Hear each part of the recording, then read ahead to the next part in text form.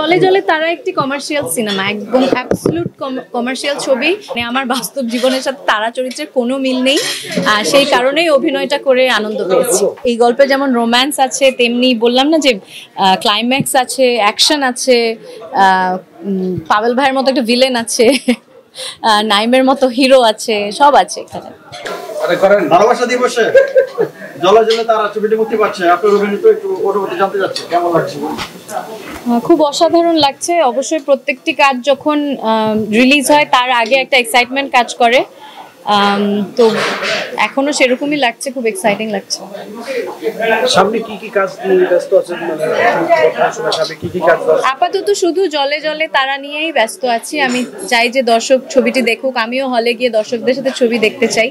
এখন এই সিনেমাটা নিয়েই ব্যস্ত আছি। বাংলাদেশের দর্শকরা আপনাকে কম পায়, এজন্য অনেক দর্শকের আক্ষেপ আছে, এটাকে আপনি কিভাবে দেখেন? আমি এটা সবসময় বলি যে অভিনয়টা আমার ফুল টাইম প্রফেশন না, আমার একটা ফুল টাইম চাকরি আছে, তার পাশাপাশি আমি অভিনয়টা করি, যার কারণে আমি সবসময় খুব কম কাজ করতে পারি। কিন্তু যেটুকুই করেছি দর্শকের ভালোবাসা পেয়েছি, আশা করি সামনেও সেরকম ভালো গল্প চরিত্র পেলে কাজ করে যাবে। ওপার বাংলা অনেক কাজ করেছে, তো বাংলাদেশেও কাজ করছেন, কতটুকু পার্থক্য দেখলেন এই সময় এসে? আমি ওইভাবে পার্থক্য দেখি না আসলে। এটা কোথায় কাজ করছি সেটা ম্যাটার করে না। আমার মনে হয় যে যদি ভালো একটা গল্প পাই, যদি ভালো একটা চরিত্র পাই, মন দিয়ে কাজটা করার চেষ্টা করি। মানে কোন জিওগ্রাফিক্যাল লোকেশনে দাঁড়িয়ে বসে কাজটা করছি সেটা ম্যাটার করে না। কোন ধরনের গল্প আপনার চয়েস করেন? গল্প থেকে আমার মনে হয় চরিত্রটা খুব ইম্পর্টেন্ট আমার কাছে। মানে গল্পটা তো অবশ্যই ইম্পর্টেন্ট, যেই গল্পটা স্ক্রিপ্টটা পড়ার পরে মন টানে যেই গল্পটার প্রতি, সেই গল্পটাই চুজ করি। আর চেষ্টা করি যেন প্রত্যেকটা কাজে নতুন নতুন চরিত্রে নিজেকে আবিষ্কার করার চেষ্টা করি। কমার্শিয়াল সিনেমায় আপনাকে মানে একটু খুব কম দেখা গেল। জলে জলে তারা একটি কমার্শিয়াল সিনেমা, একদম অ্যাবসলিউট কমার্শিয়াল ছবি। কারণ এই ছবিতে যেমন একটা শক্তিশালী গল্প আছে, অনেক শক্তিশালী অভিনেতারা আছে, সেই সাথে খুব সুন্দর গান আছে, অ্যাকশন আছে, ক্লাইম্যাক্স আছে, ভীষণ সুন্দর এন্ডিং আছে। এটা একটা মানে কমপ্লিট কমার্শিয়াল ছবি। অনেক পার্থক্য, মানে আমার বাস্তব জীবনের সাথে তারা চরিত্রের কোনো মিল নেই, সেই কারণেই অভিনয়টা করে আনন্দ পেয়েছি।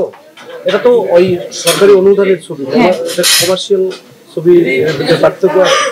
সরকারি অনুদানে কি কমার্শিয়াল ছবি হয় না? মানে সাধারণত কি আমরা তো খুব কম দেখতে পাই না, সেই কমের মধ্যেই এটি একটি ছবি।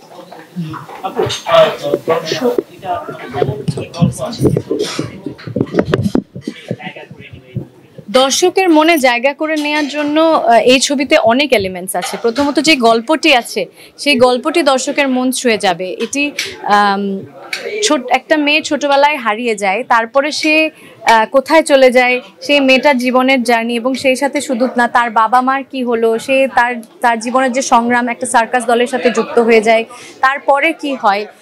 সুন্দর গান আছে, সুন্দর প্রেমের একটা গল্প আছে এই ছবির একটা অংশ হিসেবে। তো এর মধ্যে মানে আমার মনে হয় অনেক এলিমেন্ট আছে যে দর্শকের মন ছুঁয়ে যাবে।